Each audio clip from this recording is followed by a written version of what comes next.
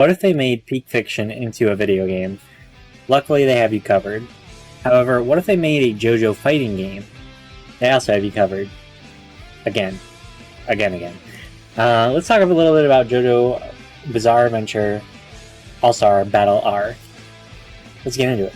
What's going on, everyone? It's Ty here today, and yeah, I have here JoJo ASBR, and I'm pretty much coming off of a 10-hour play session of this game. I streamed it over on my Twitch, link in the description below. But yeah, I played this a good amount already. I played some prior to that, and I've also played the original one. And that is right. If you don't know about this game, this is a kind of a remake, not really a remake, a remaster, re-improvement upon the original JoJo All-Star Battle for the PS3. And in that time between that, fighting games have gotten bigger, JoJo's gotten bigger, everything's a lot better, is what I wish I could say. Sadly, there are some problems that stay the same, but there's also a lot of good in this game. That's kind of what I'm going to talk about today in this sort of mini review, tangent, whatever. I have very mixed feelings on this game. So, a little bit of more of a brief history. JoJo All-Star Battle here in the West, or at least in North America, very hard to actually get it.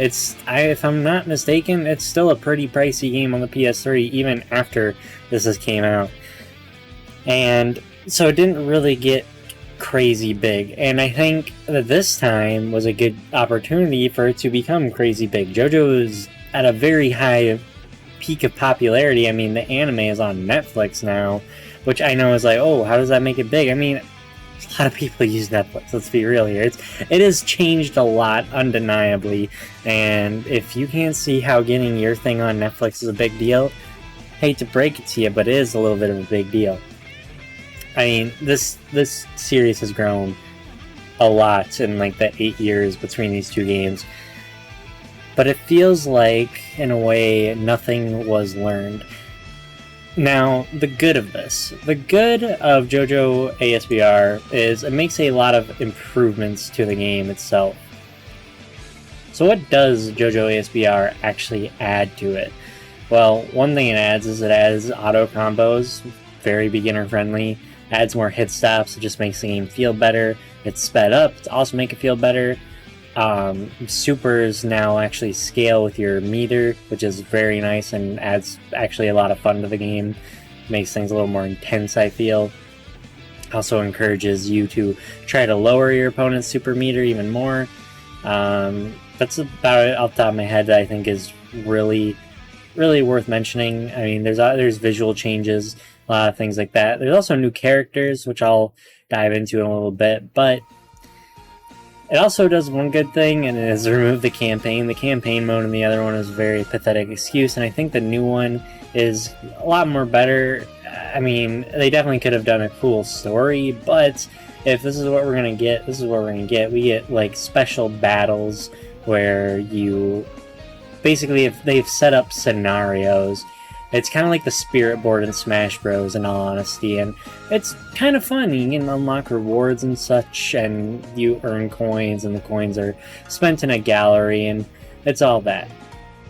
Now, by far the biggest thing the game added, two things, I guess. One, they've updated the style a little bit more. It kind of reflects the new anime, or the animation, because I'm not honestly sure if the anime had started when the first one came out, but things are updated and they look pretty nice.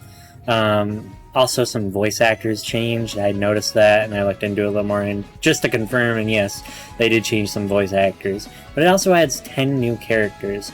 Now, that is pretty big, and apparently there's also going to be a season pass with like 4 more characters on the way. Could be wrong, but I'm pretty sure that's it.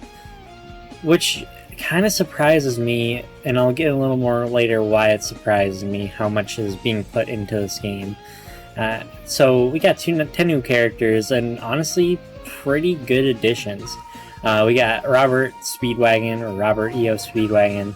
He's from JoJo Part 1, pretty iconic character, and honestly, if they added anyone else from Part 1, that's really makes sense. And in terms of his playstyle, they really made it pretty interesting. When you first meet Speedwagon, he's in an alley with some other goons, and the goons help him out in the fight.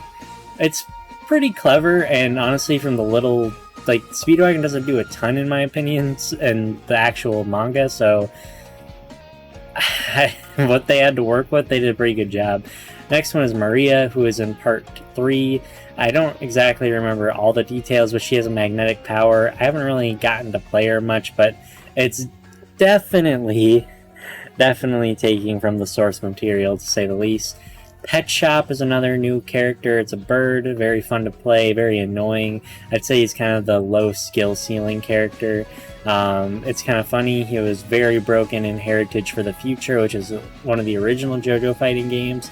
It's kind of interesting seeing him back. Jojo Kujo from part 4, kind of a random addition.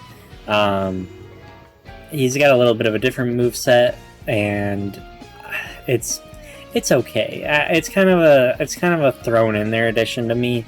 I mean, it's cool they gave him a new moveset, but it's not really a different character. But it is, again, very nice that it's a new character, technically, just visually.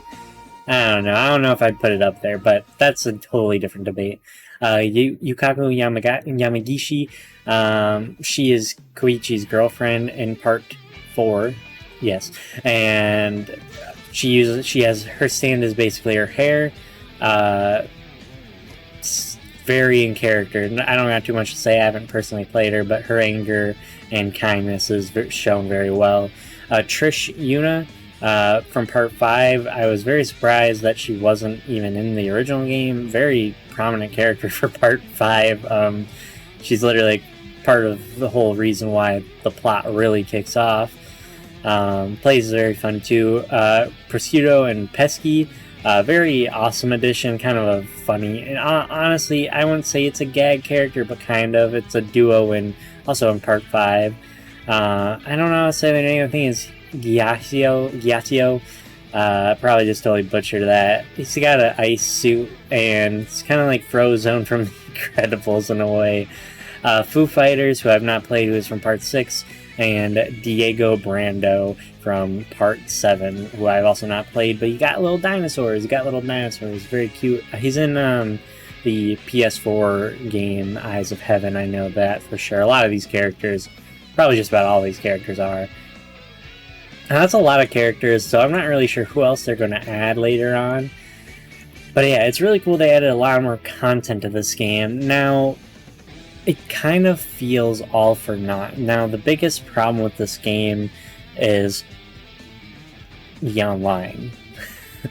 The online is sad. Now, for me personally, I have not actually had any problems once I'm in a match. The matches run smoothly, and honestly, they're very fun. I don't feel any input lag. There's no like stuttering. There's no nothing. However, it doesn't have rollback. It doesn't have a good matchmaking system. The matchmaking system feels so outdated and broken. It is broken at launch. At the time I'm making this, it feels like getting a match is totally random, and it is. It's not like I'm sitting there in a lobby empty waiting. Most of the time I'm trying to queue up for a match, and it tells me that the match is full. Couldn't connect to match is full. I don't get how a match is full when I'm trying to find one. It's all the time. The session is full. It's kind of ridiculous and kind of frustrating. I don't get why it's like this, and there's just total silence. There's no acknowledgement of this, but you look it up online and people are having the same problem, and it's weird to me that this game has so much work it put into it just to have a horrible online experience. Now, when you find games, sometimes you'll just keep finding games, and sometimes it'll stop. It's very random, and it doesn't make sense why this game doesn't have just a lobby system or something different. This cannot be it. Why I keep saying it's weird to me there's so much work to better explain myself. If you make a fighting game and it has bad online, fighting games aren't really made for single player experiences. That's not why a lot of people buy the games. You have nothing left, you know. It's like it's only so fun to play with computers after a long time. The online is what keeps these type of things alive, and now that we're getting DLC and they're trying to make this a bigger thing. It's weird to me. It's weird that this is such a terrible online system. Now, one other thing that's weird to me is it feels like the advertising for this game has also been lacking despite how much work is being put into it. But that can extend to a lot of Bandai games recently, like Klonoa didn't get any advertising and didn't get a physical release in the West, did get one in Europe and Japan, I believe. But even then I read in Europe it was kind of hard to track down, and getting imports is kind of hard to get. You have to wait for restocks for a bit there. Pac-Man World here got a physical, but had very low advertising. It wasn't a Nintendo Direct, and I did see some advertisements, but it wasn't crazy. And physicals were also hard to find in the West, I believe, at the beginning. I don't know. I'm sure it depends on what console and where you are, but still, it's not easy to get.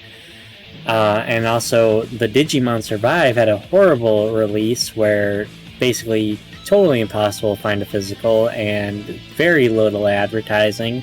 Most of the advertising for their games nowadays have been word of mouth.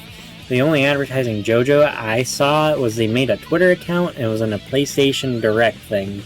That's about it. Which is a shame. It's a real shame. So Jojo All-Star Battle R seems like it's a new game with similar problems. And that's sad, because I enjoy this game a lot. This game is very fun. It feels very good, especially now it's sped up. The auto combos are very welcome to someone who's not crazy into fighters. Well, I'm into fighters, but I'm not good at them. It's just disappointing that this is probably going to die out before all the DLC comes out, unless they fix something, unless there's communication. This could be a lot more than it is. The real question is, do I recommend picking JoJo All-Star Battle R? I want to say yes, but I can't fully say yes unless you're a fan of this.